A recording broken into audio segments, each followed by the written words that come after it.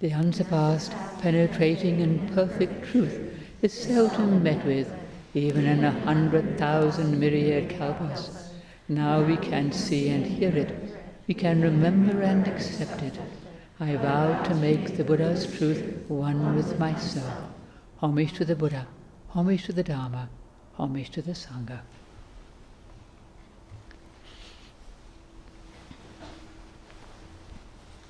So we just had this beautiful ceremony, joyful, very, very nice. When we think of Vesak generally as a celebration of the birth of the Buddha and his enlightenment, but not everybody knows that it also commemorates his death, his parinirvana.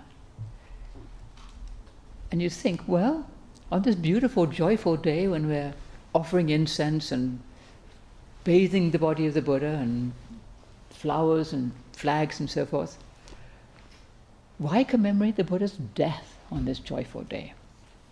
Because the Buddha was a human being. He was not beyond birth and death.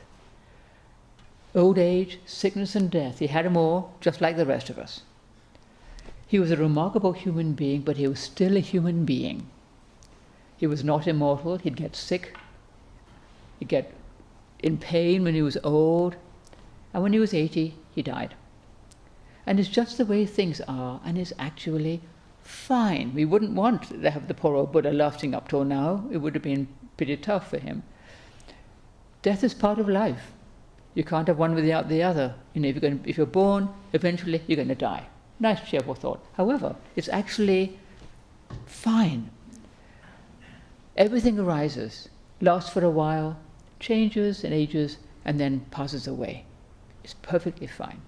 All beings, they're born, they live for a while, they get old if they're lucky. Sometimes they just live a very short while, and then eventually they will die. Well, as many of us know, our venerable old monk, Reverend Master Jiyu, died the other day, peacefully, after a long decline. And I just wanted to mention it. He was the oldest monk in our order in terms of ordination. He was ordained in 1971. He came here very shortly after Reverend Master Jiyu came, the longest monk in our order, and the other day he just peacefully passed away. He had a long and good life, and he helped a great many people. So we're really sad to lose our dear old monk, but it's also a relief for him and for us. We wouldn't want him to be stuck in this aged body, in painful body, any longer. He had, he broke his pelvis and he broke his hip, and he was in pain. So he was at peace, clearly at peace, but it was painful. The body was painful. Everybody has to die eventually. It's just the way it is. Everything changes all the time. Nothing is fixed forever. Nothing is perfect. We have this beautiful Vesak day, really joyful. But if we don't have Vesak every day, and if we did, we would get tired of it after a bit. It's nice to have it once a year, because it's a rare thing. And to have so many of us after the COVID, it's even more joyful, because it's been a long time since people have felt more comfortable going out and being with each other. And if we all get sick and die, well, we will. But I don't think we will. I think we'll be fine. There's always birth and death, light and darkness, health and sickness. It's just the way it is. And it has to be that way, because if you didn't have darkness, light wouldn't mean anything. It would just be light all the time, and you wouldn't appreciate it as it is. But then morning comes, light comes up, If you didn't have sickness, we wouldn't be grateful for good health. Well, we all know when we've been ill, and then we get better, we think, oh, I feel better, I can eat now, And we don't take it for granted in quite the way we used to. The 8 winds, gain and loss, fame and disgrace, praise and blame, joy and sorrow, they're always with us. I'm always talking about them because they're always blowing. Those 8 winds, when you think about it. Gain and loss, fame and disgrace, praise and blame, joy and sorrow. They keep coming up, and we can resist them or we can accept them. Well, this was true for the Buddha as well. He was not beyond all these 8 winds. His life was not easy, even after his enlightenment, maybe especially after his enlightenment. It wasn't just blissful, In fact, when he was a young prince, it can't have been easy, raised in comparative luxury, which to us would probably seem very plain. But his father tried to keep him from knowing about old age, sickness, and death. The story says if a flower died, it'd be nipped off quickly before he could see it, so he wouldn't know things died. But he must have had this feeling, there's something missing here. There must be more to life than just this niceness all the time, and these young people and everything being happy and good. He had questions. And we all know that, many of us know that feeling of, there must be more to life than this. What am I missing here? So he goes out into the city and sees the four sights of an old person, a sick person, a dead person, and then someone who has renounced the world, a wandering ascetic, which they had lots of them in India at that time. Most of us know this story. Well, he was really shaken by those first three, the old person, the sick person, and the dead person, because he had no idea about old age, sickness, and death. It's completely new to him.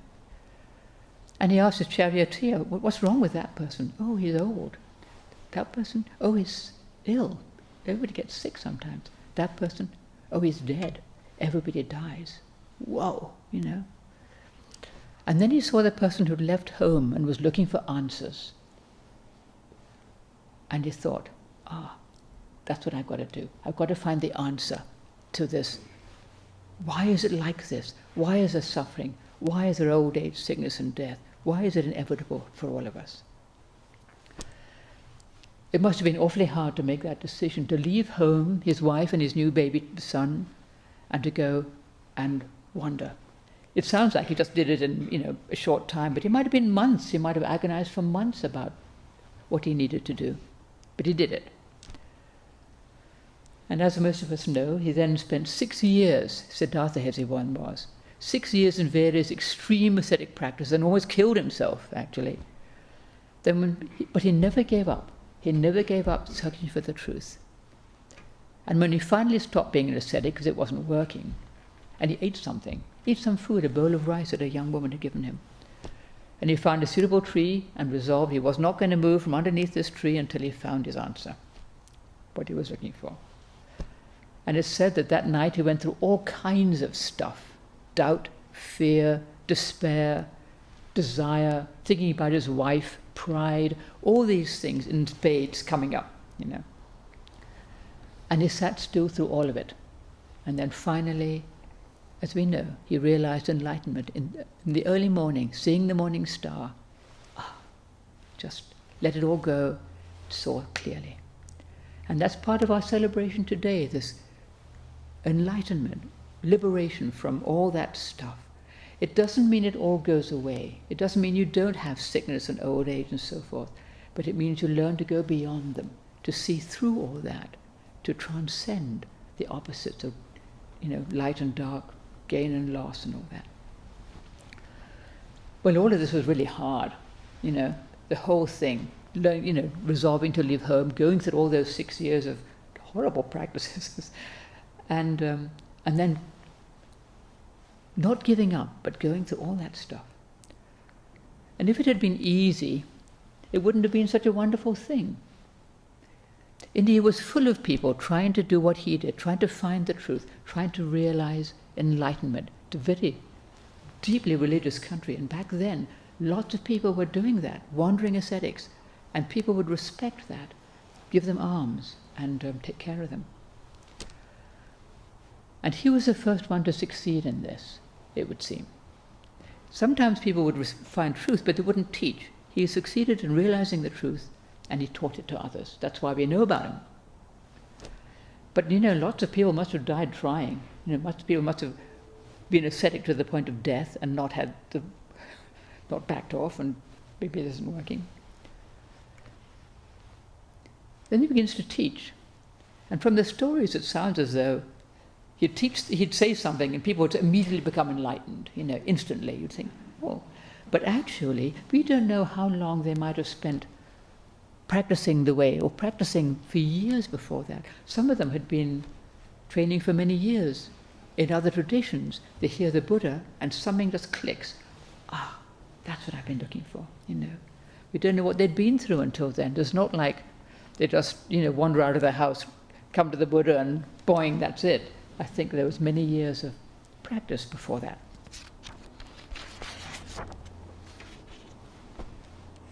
But it makes you wonder, what would it be like if enlightenment came easy to all of us? Well, maybe the world would be a better place. We wouldn't be slaughtering each other and doing all that. But would we bother? Would we bother to meditate and train ourselves if it was that easy? Or would we just think, oh, another self-help thing, and pass it by? You don't know. Sometimes people are really good at meditation. They take to it really well. It seems like I make all kinds of progress. And then they kind of go, I'll go and do something else. And you think, and those of us who find it harder may value it more. What progress we make, our moments of stillness, our moments of insight, even a tiny bit of insight, we really appreciate because it doesn't come easily. So difficulties can actually be really helpful. We seem to need difficulties to help us to learn and grow. Just seems to be the way it is. And when we look back on a hard time in our life, usually we can see where we learned from it, although it might have been painful, very painful sometimes. But if we were happy all the time, we wouldn't learn and grow like that. We wouldn't learn compassion for people who are suffering, who are not happy, because we wouldn't know what that was like. We wouldn't have any idea. Compassion comes when you've had a bit of suffering, a hard time. You know what it's like when somebody is ill with an illness you've just had, and you think, oh, you poor thing, I know what that's like, And when we've been through something really hard, we're grateful for what we still do have, or what we've regained, better health, better circumstances. We're grateful, for things that we might have taken for granted before. So difficulties can be really helpful. They are helpful, actually. You wouldn't want to have no difficulties at all. Life would be pretty bland if everything was just smooth sailing, and we know it's not. Everybody has difficulties. Well, the Buddha had plenty of difficulties, even after his enlightenment, maybe especially then. Life wasn't all blissful peace. Oh, here I am. I'm the Buddha now. I'm enlightened. I've got it together. I'll just teach people and they'll be fine and everything's like, not at all. He had horrible trouble sometimes. Well, it said that after his enlightenment, he spent 7 weeks enjoying the bliss of enlightenment and then formulating his teaching. Then after that, he went to work, Well, he was tempted not to try to teach people because he thought it might be too hard for people to understand, too subtle. But then it said, one of the gods said, please teach people. They need it. Some people will understand. So he did. And there's Mara. Mara appears now and then throughout the Buddha's life in the scriptures, especially after his enlightenment. And sometimes people see him as an actual being who would try to undermine the Buddha. Sometimes people see him actually as a benevolent being, trying to shake him so that he would, strengthen his resolve, actually. And you can also see him as thoughts and doubts and fears that would arise in his mind. And I tend to think of him more that way, the things that come up in the mind. He was not immune to this, to having, problems and doubts. He was a human being like the rest of us. He wasn't just, fully perfected enlightenment, no more troubles. Things would happen, or he'd have thoughts. Should I be doing this? Is that a mistake? Mara keeps turning up. When he's an ascetic, Siddhartha, almost dies of hunger. He thinks, Mara comes and says, well, it's too hard. You're about to die, stop this fasting and live your life, have a bit of fun, Well, maybe the Buddha would think that occasionally. He'd be just desperate and thinking, this isn't working. Am I just going to die uselessly, And then when Siddhartha finally gives up his ascetic life and decides to have something to eat, he has this bowl of rice porridge. And then here's Mara saying, well, you've given up your pure ascetic life. You're not pure any longer. So you can't win for losing, And these thoughts would have arisen in his mind, actually. He'd have something to eat and he'd think, did I make a mistake there? Am I, giving up in some way? You'd think of that if you were a thoughtful person. You wouldn't just assume, I'm right about everything. And then after his enlightenment, there's Mara again. Well, you can't let go of your attachments. Clearly you're attached to something. Or, why didn't you have any friends? Nobody loves you. What's wrong with you? Or, well, just keep this enlightenment to yourself. Don't bother with other people. Just enjoy it for yourself, Or, Why don't you be a nice, good and just king? Look how much good you could do if you're a king. Much better than just being a wandering monk. Who's going to listen to you? Well, over and over again he comes, But you think the Buddha would sort of think, would it be better actually just to go back to my home and be the next king and, fulfill my family's expectations? Maybe I'd do good. I think, no, that's not what I'm going to do. No. And then Devadatta injures the Buddha, hurts him, and the Buddha's lying down. And the Mara says, why are you lying down? Are you getting lazy? And each time the Buddha recognizes this, recognizes Mara. He recognizes this thought. No, that's not right. I know you, Mara, he says. I know you, Mara. I know that's just doubt. I know that's just fear or just, some problem. I don't have to buy that. And he lets it go. And Mara vanishes at once. Well, all these appearances of Mara, or doubt, or fear, or whatever, it would actually have helped the Buddha. He could see what was arising in his mind, recognize it, and let it go. Not just ignoring stuff and saying, oh, everything's fine, but see, oh, am I making a mistake here? Am I actually giving in to weakness and laziness? Do I still have attachments? Would it be better to be a good king? Am I just being a fool just by, doing the practice and trying to teach people what I know? And he'd know, no, that's not true. And it would vanish at once. We need to see our doubts and our weaknesses just the same. We need to see where we're having a doubt or a fear or we have all this stuff come up in our mind. And to recognize them for what they are and not judge them. Easy to say, hard to do. Then we can let them go. Oh, I'm just afraid.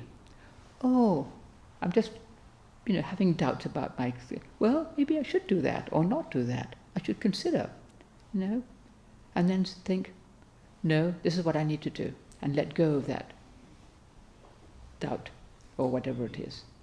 Or maybe say, right, I shouldn't be doing this. It's a mistake.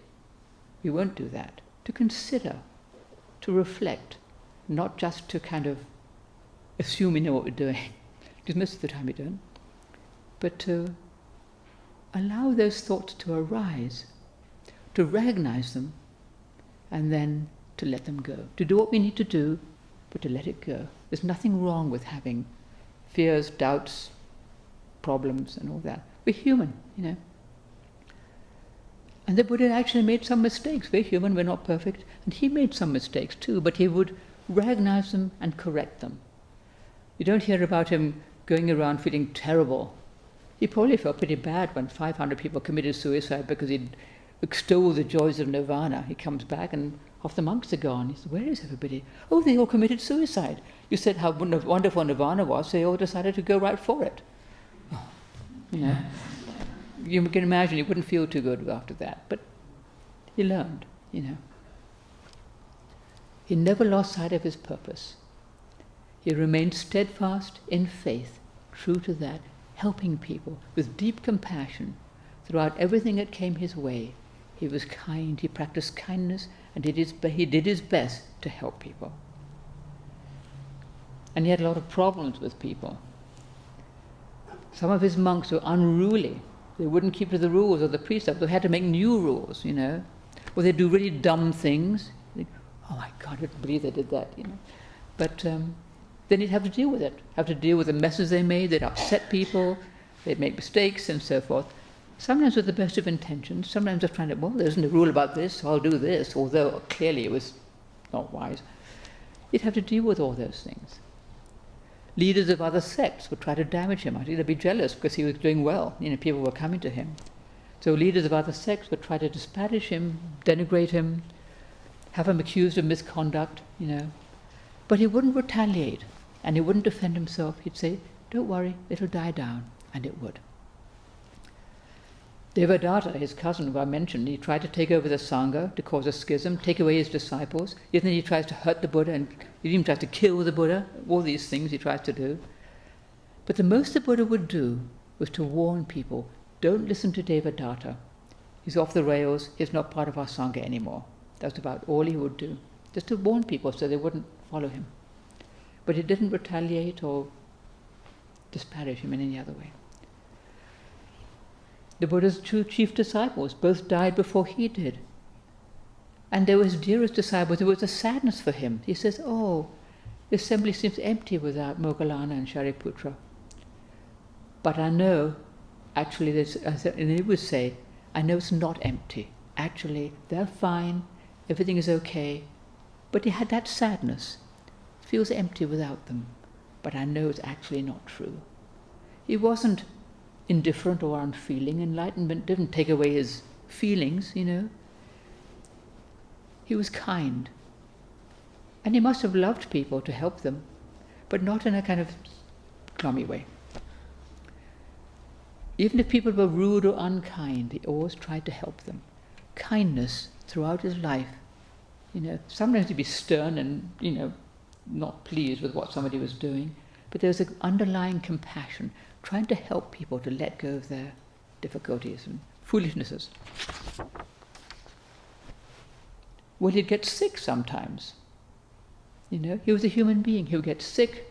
He got old and wrinkled. He had a bad back. Ananda would massage him. And he got food poisoning at the age of 80 and finally died. So he was human like the rest of us. He wasn't a god. He wasn't, all these myths, or not myths, I don't know what them is, legends about the Buddha's birth and about dragons pouring forth water, and who knows, maybe they did. Queen Maya giving birth to him from her right side. I have a bit of trouble with that one, but what do I know? And if it helps people to believe legends, it's fine, it's not a problem. The Buddha was born, he lived his life, he taught the Dharma, we have it today, and he was a human being. I think that's more important to us than is this legend true or not, We don't have to worry.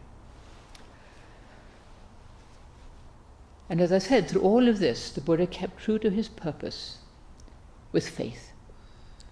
He would always practice kindness. He thought of Kanda, the man who had given him his last meal that poisoned him off. And he realized that poor old Kanda would probably feel terrible. Can you imagine being the person who gives the Buddha his last meal and then he dies, So he said, give a message, tell Kanda, don't feel bad. Because to provide the last meal for a Buddha was a blessing. He says, there's two kinds of alms food that have equal benefits, far greater than any other. The alms food after eating which a Buddha becomes enlightened, and the alms food after eating which a Buddha finally attains nirvana.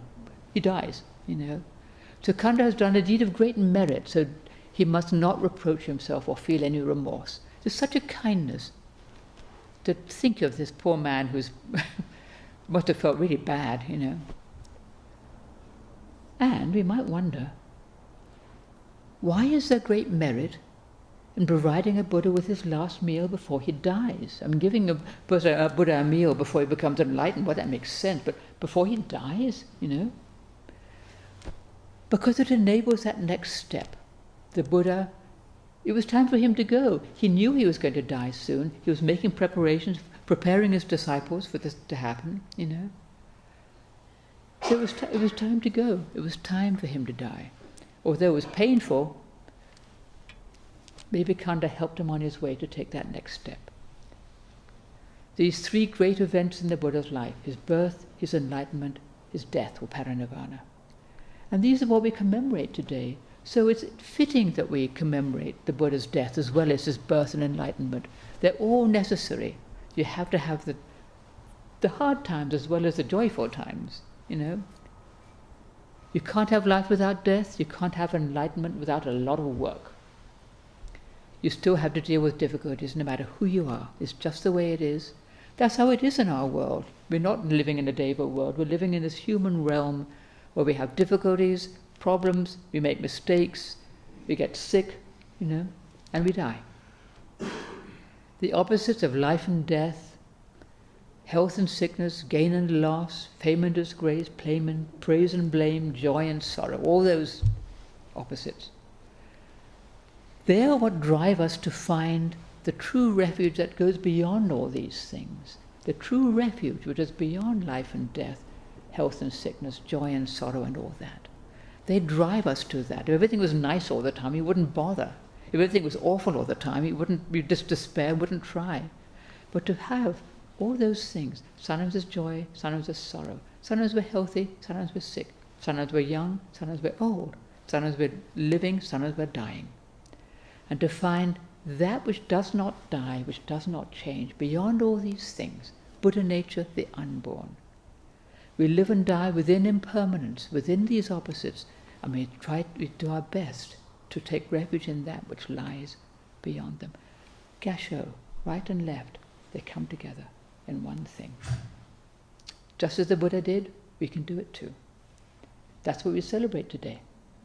Thank you.